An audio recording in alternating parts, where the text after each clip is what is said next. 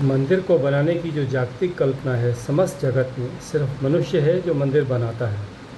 घर तो पशु भी बनाते हैं, घोंसले तो पक्षी भी बनाते हैं, लेकिन मंदिर नहीं बनाते। मनुष्य की जो भेद रेखा खींची जाए पशुओं से, उसमें यह भी लिखना ही पड़ेगा कि वह मंदिर बनाने वाला प्राणी है। कोई दूसरा मंदिर नहीं बनाता। अपने लिए आवास तो बिल्कुल ही स्वाभाविक है। अपने रहने की जगह तो कोई भी बनाता है। छोटे छोटे कीड़े भी बनाते हैं, पक्षी भी बनाते हैं, पशु भी बनाते हैं, लेकिन परमात्मा के लिए आवास मनुष्य का जागतिक लक्षण है।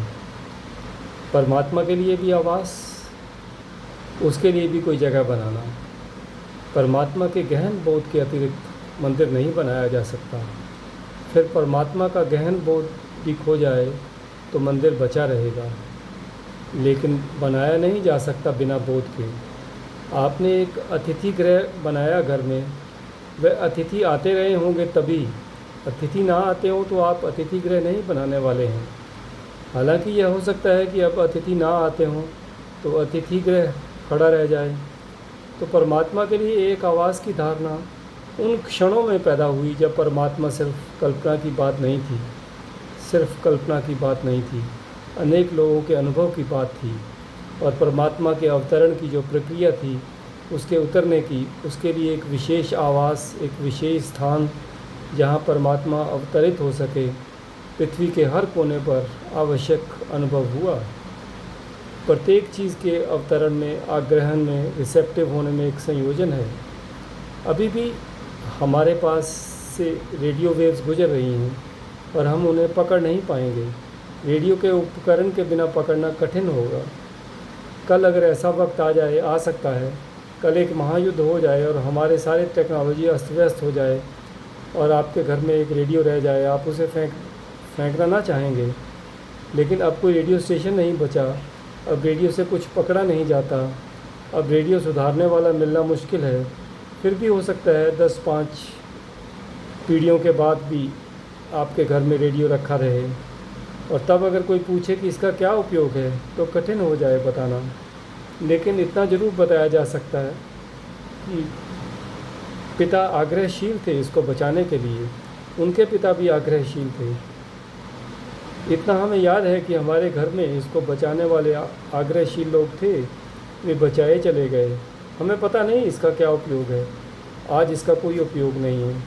और रेडियो को तोड़कर अगर हम सब उपाय भी कर लें तो भी उसकी खबर मिलनी बहुत मुश्किल है कि इससे कभी संगीत बजा करता था, कि कभी इससे आवाज़ निकला करती थी। सीधे रेडियो को तोड़कर देखने से कुछ पता चलने वाला नहीं है। वह तो सिर्फ एक आग्राहक था, जहाँ कुछ चीज़ घटती कहीं और थी लेकिन पकड़ी जा सकती थी। तो मंदिर आग्राहक थे, रिसेप्टिव इंस्ट्रूमेंट थे। परमात्मा तो सब तरफ है। आप भी सब जगह मौजूद हैं। परमात्मा भी सब जगह मौजूद है, लेकिन किसी विशेष संयोजन में आप एट्यून्ड हो जाते हैं, आपकी ट्यूनिंग मेल खाती है, तालमेल हो जाता है, तो मंदिर आग्राहक की तरह उपयोग में आए। वहाँ सारा इंतज़ाम वैसा था जहाँ दिव्य भाव को, दिव्य अस्तित्व को, भगवत्ता को हम ग्रहण कर पाएँ, जहाँ हम खुल जाएं और उसे ग्रहण कर पाएँ। सारा इंतज़ाम मंदिर का वैसा था। अलग अलग लोगों ने अलग अलग तरह से वह इंतज़ाम किया था, और इससे कोई फ़र्क नहीं पड़ता है कि अलग अलग रेडियो बनाने वाले लोग अलग अलग शक्ल का रेडियो बनाएं। बाकी बहुत प्रयोजनों में प्रयोजन एक है। जैसे कि इस मुल्क में मंदिर बने, और कोई 3-4 तरह के मंदिर, ख़ास तरह के मंदिर हैं जिनके रूप में फिर सारे मंदिर बने। इस मुल्क में जो मंदिर बने वे आकाश की आकृति में हैं। जो गुंबद है मंदिर का, वह आकाश की आकृति में है। और प्रयोजन यह है कि अगर आकाश के नीचे बैठकर मैं ओम का उच्चार करूं तो मेरा उच्चार खो जाएगा। मेरी शक्ति बहुत कम है, विराट आकाश है चारों तरफ। मेरा उच्चार लौटकर मुझ पर नहीं बरस सकेगा, खो जाएगा। मैं जो पुकार करूंगा वह पुकार मुझ तक लौटकर नहीं आएगी, वह अनंत में खो जाएगी। मेरी पुकार मुझ तक लौटकर आ जाए, इसलिए मंदिर का गुंबद निर्मित किया गया। वह आकाश की छोटी प्रतिकृति है, ठीक अर्धगोलाकार, जैसा आकाश पृथ्वी के को चारों तरफ छूता है, ऐसा एक छोटा आकाश निर्मित किया है। उसके नीचे मैं जो पुकार करूँगा, मंत्रोच्चार करूँगा, ध्वनि करूँगा, वह सीधी आकाश में खो नहीं जाएगी। गोल गुंबद उसे वापस लौटा देगा। जितना गोल होगा गुंबद, उतनी सरलता से वह वापस लौट आएगी, उतनी ही सरलता से और उतनी ही ज़्यादा प्रतिध्वनियाँ उसकी पैदा होंगी। अगर ठीक व्यवस्था से गुंबद मंदिर का बना हो, और फिर तो ऐसे पत्थर भी खोज दिए गए जो ध्वनियों को वापस लौटाने में बड़े सक्षम हैं। जैसे कि अजंता का एक बौद्ध चैत्य है, उसमें लगे पत्थर ठीक उतनी ही ध्वनि को तीव्रता से लौटाते हैं, उतनी ही चोट को प्रतिध्वनित करते हैं जैसे तबला। जैसे आप तबले पर चोट कर दें, ऐसा पत्थर पर चोट करें तो इतनी आवाज़ होगी। अब वह बहुत विशेष मंत्रों को, जो बहुत सूक्ष्म हैं, साधारण गुंबद नहीं लौटा पाएगा, उसके लिए इन पत्थरों का उपयोग किया गया है। क्या प्रयोजन है? जब आप ओम का उच्चार करते हैं और सारे गुंबद के नीचे ओम का उच्चार हुआ है, वह ओम के उच्चार के लिए ही निर्मित किया गया है। जब बहुत सघनता से, बहुत तीव्रता से आप ओम का उच्चार करते हैं और मंदिर का गुंबद सारे उच्चार को वापस आप पर फेंक देता है, तो एक वर्तुल निर्मित होता है, एक सर्कल निर्मित होता है। उच्चार का, ध्वनि का, लौटती ध्वनि का एक सर्कल निर्मित हो जाता है। मंदिर का गुंबद आपकी गूंजी हुई ध्वनि को आप तक लौटाकर एक वर्तुल निर्मित करवा देता है। उस वर्तुल का आनंद ही अद्भुत है। अगर आप खुले आकाश के नीचे ओम का उच्चार करेंगे, वह वर्तुल निर्मित नहीं होगा और आपको कभी आनंद का पता नहीं चलेगा।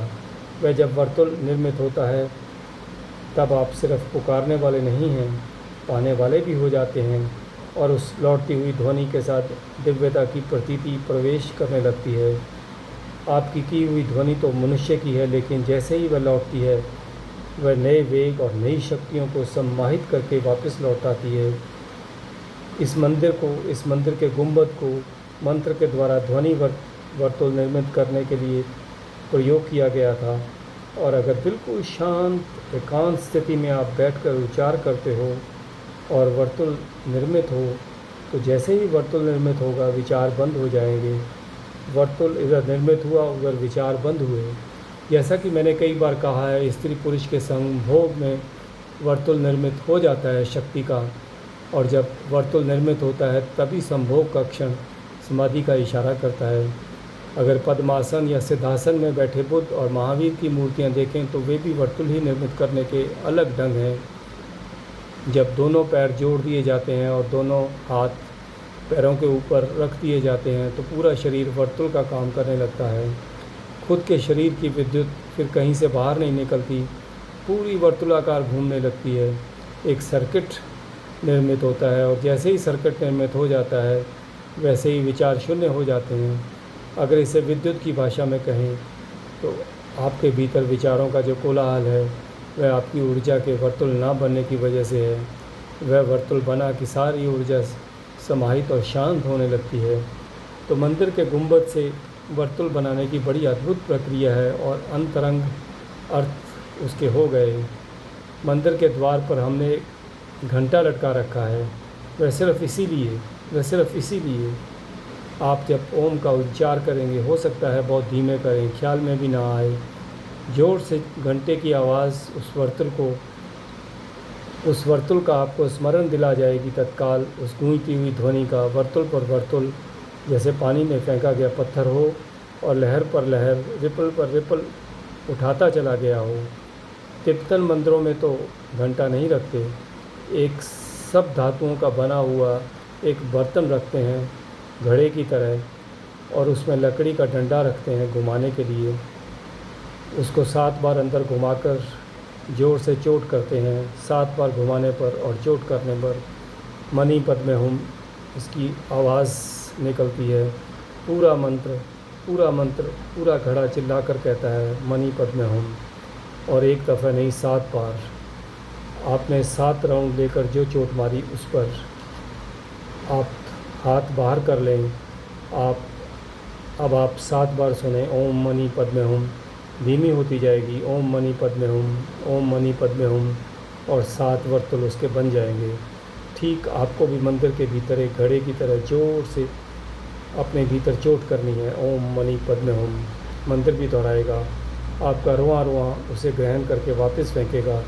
थोड़ी ही देर में न आप रह जाएंगे, न मंदिर रह जाएगा, सिर्फ विद्युत के वर्तुल रह जाएंगे। और जब विद्युत के वर्तुल रह जाएंगे, और ध्यान रहे ध्वनि जो है विद्युत का सूक्ष्मतम रूप है, यह भी थोड़ा ख्याल में ले लेना ज़रूरी है, क्योंकि अभी विज्ञान कहता है कि ध्वनि जो है वह विद्युत का ही एक रूप है। सभी कुछ विद्युत का रूप है, ध्वनि विद्युत का रूप है। इस बात की बहुत संभावना है कि शब्द ब्रह्म की खोज बहुत निकट ही विज्ञान को कर लेनी पड़ेगी। यह मंदिर के गुंबद के नीचे पैदा की गई ध्वनियों का ही अनुभव है, क्योंकि जब ओम की सघन ध्वनि की गई तो साधक ने मंदिर के भीतर थोड़ी देर में जाना कि मंदिर भी मिट गया और मैं भी मिट गया और सिर्फ विद्युत रह गई। ये किसी प्रयोगशाला में लिया गया निष्कर्ष नहीं है। यह किसी प्रयोगशाला में लिया गया निष्कर्ष नहीं है। जिन्होंने यह कहा है उनके पास कोई प्रयोगशाला नहीं थी, उनके पास तो एक ही प्रयोगशाला थी, वह उनका मंदिर था। उस मंदिर में उन्होंने जो जाना वह यह जाना कि हम तो ध्वनि से शुरू करते हैं, लेकिन अंततः विद्युत ही रह जाती है। इस ध्वनि के अनुभव के लिए मंदिर का गुंबद निर्मित किया गया था। जब पहली दफ़ा पश्चिम के लोगों को भारतीय मंदिर देखने को मिले तो उन्हें अनहाइजीनिक मालूम पड़े। स्वभावतः खिड़की दरवाजे ज़्यादा नहीं हो सकते, एक ही रखा जा सकता है, वह भी बहुत छोटा, कि किसी भी तरह ध्वनि जो पैदा हो रही है भीतर उसके वर्तुल को तोड़ने वाला ना बन जाए। तो उनको लगा कि बिल्कुल ही अंधेरे, गंदे, बंद हवा नहीं जाती। चर्च साफ़ सुथरा है, खिड़कियां हैं, दरवाजे हैं, बड़ी खिड़कियां हैं, बड़े दरवाजे हैं, रोशनी भी जाती है, हवा भी जाती है, हाइजीनिक है। वही मैंने कहा कि चाबी भूल जाती है तो कठिनाइयाँ खड़ी होती हैं। कोई नहीं कह सका हिंदुस्तान में एक आदमी भी कि हमारे मंदिर में खिड़की क्यों नहीं है, दरवाज़ा क्यों नहीं है। हमको भी लगा कि सच तो है कि अनहाइजीनिक है। और कोई यह ना कह सका कि इन मंदिरों में इस मुल्क के स्वस्थतम लोग रहे हैं। इन मंदिरों के भीतर बीमारी नहीं जानी गई। इन मंदिरों में बैठा हुआ पूजा और प्रार्थना करने वाला आदमी स्वस्थतम लोगों में से था, और मंदिर बिल्कुल अनहाइजेनिक है। यह भी अनुभव में आना शुरू हुआ कि ओम की ध्वनि का जो आघात है वह अपूर्व रूप से प्योरीफाई करता है। विशेष ध्वनियाँ हैं जिनके आघात शुद्धता लाते हैं, विशेष ध्वनियाँ हैं जिनके आघात अशुद्धता लाते हैं, विशेष ध्वनियाँ हैं जो वहाँ बीमारियों को प्रवेश ही नहीं करने देंगे, विशेष ध्वनियाँ हैं जो वहाँ बीमारियों को निमंत्रण कर लेंगी। पर ध्वनि का पूरा शास्त्र खो गया। जिन्होंने कहा था शब्द ही ब्रह्म है, उन्होंने शब्द के लिए बड़ी से बड़ी बात जो कही जा सकती थी वह कही, जो बड़ी से बड़ी बात कही जा सकती थी। ब्रह्म से बड़ा कोई अनुभव नहीं था, और शब्द से गहरी उन्होंने कोई चीज़ नहीं जानी थी जिसका प्रयोग किया जा सके। सारे राग, सारी रागनियाँ, सारा संगीत पूर्व का वह शब्द ब्रह्म की ही प्रतीतियों का फैलाव है।